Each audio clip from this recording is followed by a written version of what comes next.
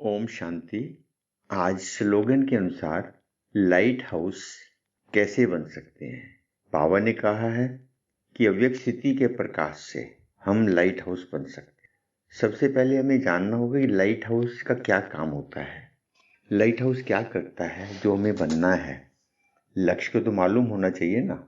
सबसे पहले कि लक्ष्य होता है लाइट हाउस का कि रास्ता दिखाता है।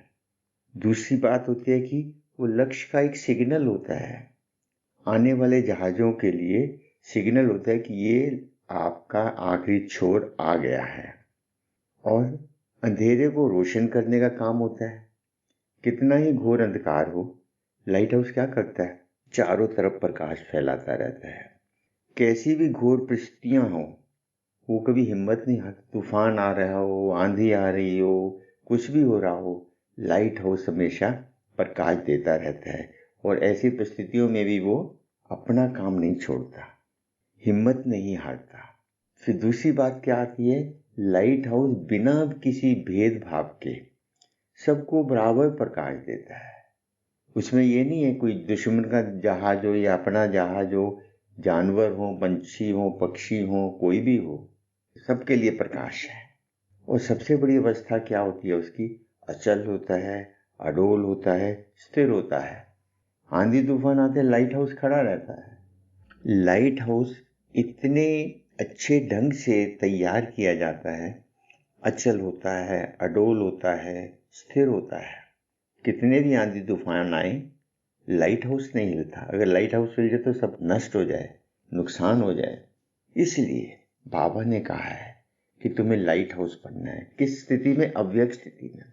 अब अव्यक्त स्थिति क्या होती है ये भी मालूम, हम तो शब्दों में तो हम जानते हैं, फरिश्ता बने, ऐसा है, बहुत कुछ भी डिटेल है उसकी। परंतु प्रैक्टिकल में कैसे हम अव्यक्त स्थिति बना सकते हैं, जरा गहरा चिंतन कीजिए। प्रैक्टिकल है हमारे पास, उदाहरण है।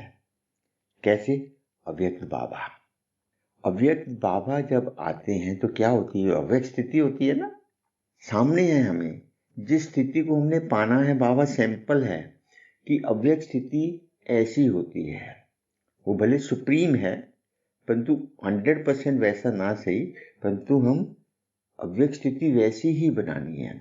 और अव्यक्त स्थिति जब बाबा की है, उसमें क्या हम विशेषताएं देखें तो बहुत गहरे रहस्य मिलेंगे। सबसे पहला अव्यक्त स्थिति का क्या गुण है कि हर आत्मा को समान भाव से देखना।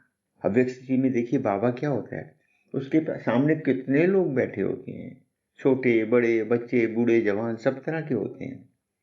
बाबा सबको किस दृष्टि से देखता है, समान दृष्टि से। क्यों, क्योंकि वो देखता है कि सामने आत्मा चमकते हुए सितारे हैं। ये सबसे बड़ी स्थिति होती है। दूसरी बात देखिए, कभी भी किसी की गलती को नहीं देखता, भूलों को नहीं देखता। अगर गलतियों और भूलों को देखे तो बहुत डांट पड़े हम लोगों को, परंतु बाबा ने कितनी बार पीछे होमवर्क दिया, नहीं किया, फिर भी बाबा मुस्कुराते हैं और उत्साहित करते हैं। कभी गलतियों को देखते ही नहीं है, सामने वालों की क्वालिटी को देखते हैं बाबा, गुणों को देखते हैं, उनके भविष्य को देखकर। बाबा हमेशा कहते हैं, बच्चे मैं तुम्हारे भविष्य को देखकर तुम्हें रिगार्ड देता हूं। क्या समझते हैं इससे आप? ये हमारी व्यक्त स्थिति है। हम जीवन के अंदर जिन लोगों से मिलते हैं उनके साथ ये फार्मूला हमें अपनाना पड़ेगा, वह उनके साथ ऐसी व्यक्त स्थिति हमें अपनानी पड़ेगी। और अटूट प्यार, बाबा का बच्चों से कितना अटूट प्यार है, कोई घृणा नहीं, कोई नफरत नहीं।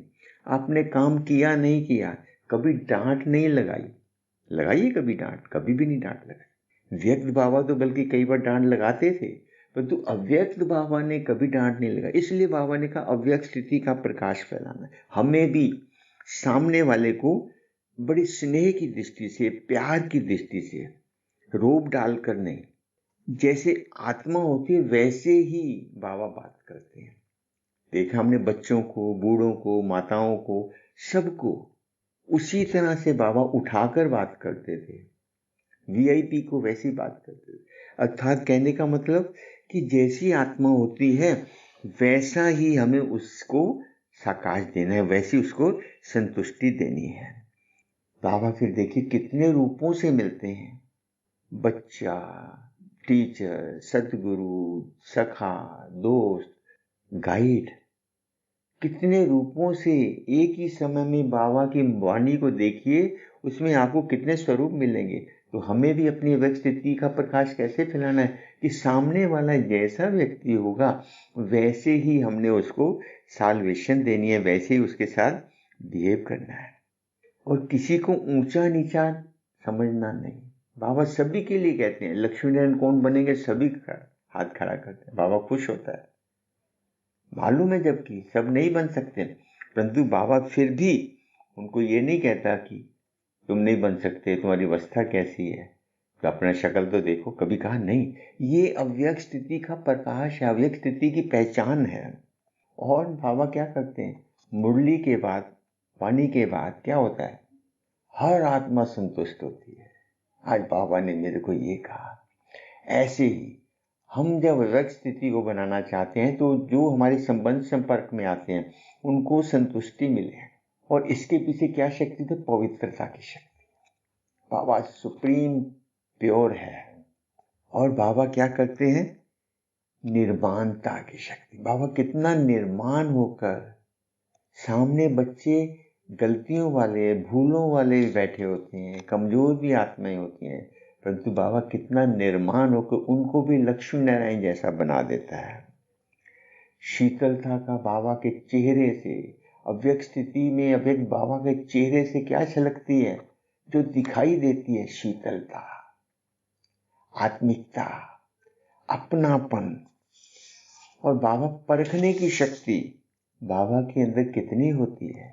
बाबा हर आत्मा को परखता है, परखने के बाद उसको वैसी ही एडवाइस देता है, वैसी उसको श्रीमत देता है, और सदा परिवर्तन की आशा रखता है। ये नहीं सोचता कि इसने कुछ नहीं किया, इसको ये तो नालायक है, ऐसा कर ही नहीं सकता। नहीं, हमेशा बाबा हर मुरली के अंदर बाबा एक नई आशा क्रिएट करता है, परिवर्तन होना है, उम्मीद रखता है।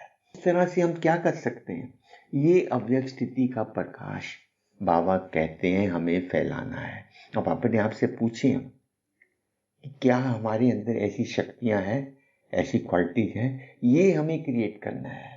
क्योंकि अव्यक्त स्थिति हम क्या करते हैं, अपनी अव्यक्त स्थिति को भाषा द्वारा प्रकट करते हैं, ज्ञान के द्वारा अपना प्रभाव डालने का प्रयास करते हैं कि बहुत अच्छी क्लास कराई, बहुत अच्छा ज्ञान सुनाया। अव्यक्त स्थिति नैनो से प्रकट होती है। नैनो से जब अव्यक्त स्थिति प्रकट होती है तो मुख से जो शब्द निकलते हैं वो हमारी शक्ति होती है, वो वास्तव में प्रकाश है, उसका वाइब्रेशन फैलता है। जब बाबा आते हैं, अव्यक्त बाबा जब आते हैं, स्थिति कैसी हो जाती है, सारा हॉल पिन ड्रॉप साइलेंस में होता है, असीम शांति होती है, कितना आनंद में होता है। ऐसे ही कैसे चेक करें कि मेरी अव्यक्त स्थिति का प्रकाश कैसे फैल रहा है। सबसे पहले तो जिस परिवार में हम रहते हैं, घर वाले जहाँ रहते हैं, उनके अंदर चेक कीजिए, उनके सामने आपका क्या प्रभाव है, उनको आप कैसी शिक्षा दे रहे हैं, उनके साथ आप कैसा बिहेव कर रहे हैं। आपके नैनों से, आपके भाषा से, आपके व्यवहार से अव्यक्त स्थिति यहीं से तो प्रकट होगी।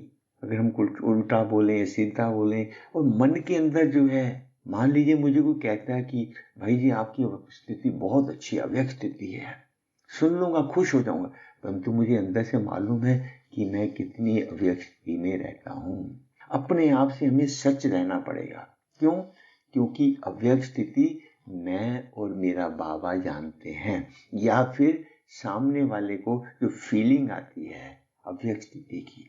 अगली बात हमें विशेष ध्यान देनी होगी, अव्यक्त स्थिति हमें अपनों में नहीं दिखा सकते। अपने में तो जानते हैं, ये बड़ा भाई है, बड़ी बहन है, आदि आदि, उनका व्यवहार, उनका बिहेव, उनके हमारे मन में उनके प्रति भावनाएं बैठी होती हैं, वो ऐसे नजर आए। वास्तव में अज्ञानियों के लिए अव्यक्त स्थिति का हमें दिखाना है, उनके सामने प्रकट करना है, उनके सामने गुणों का हमें प्रकाश डालना है। ये अव्यक्त स्थिति बाबा चाहते हैं। तो ऐसी अव्यक्त स्थिति बनने के लिए हमें कठिन पुरुषार्थ की जरूरत है, बहुत अटूट प्यार की, पवित्रता की, निर्णय करने की शक्ति, निर्माणता की शक्ति, अंदर और बाहर एक। सामने से तुम कहते हैं हाँ बहुत अच्छा है, परंतु मन के अंदर उसके प्रति कैसी भावना होती है। किसी की गलती को हम छोड़ते नहीं है, माफ नहीं करते, अव्यक्त स्थिति में तो गलती आती ही नहीं, हमारे सामने आएगी नहीं। ऐसी स्थिति होगी तो हम लाइट हाउस बन सकते हैं। ये आसान काम नहीं है, प्रयास करना पड़ेगा, बार बार अभ्यास करना पड़ेगा। शब्दों से हम अव्यक्त स्थिति बना लेते हैं, परंतु बाबा जो चाहते हैं अव्यक्त स्थिति का प्रकाश फैले। प्रकाश मतलब रोशनी नहीं, हमारा व्यवहार, हमारे गुण, हमारी शक्तियां, हमारे व्यवहार से उनको मालूम पड़ेगा ये एक यूनिक है, ये विशेष है, ये फरिश्तों की तरह है, ये देवता कुल के आदमी है। तो बाबा कहते हैं तब हम ऐसे लाइट हाउस बन सकते हैं। ओम शांति।